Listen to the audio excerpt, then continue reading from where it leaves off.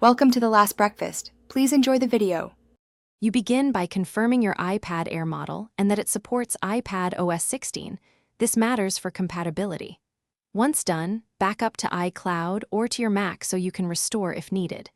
Make sure you have at least 10 to 15 gigabytes free, otherwise the installer will fail.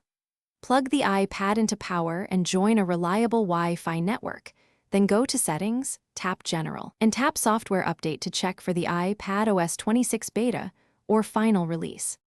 You enroll in the Apple beta program if you want iPad OS 26 early or wait for the official release.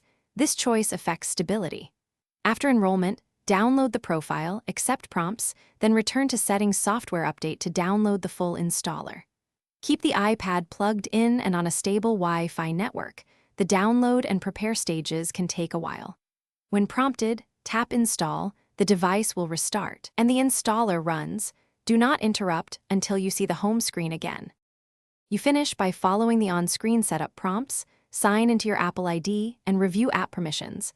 Some apps may need updates. If the install fails, first free more storage and try again. If that does not help, restore from the backup you made earlier. If the iPad becomes unresponsive after update, use recovery mode on a Mac or PC to reinstall iPad OS. This preserves data only if you choose a non-erase restore. Otherwise, you will need the backup you created. Thanks for watching. If this was helpful, leave a like and consider subscribing. See you next time.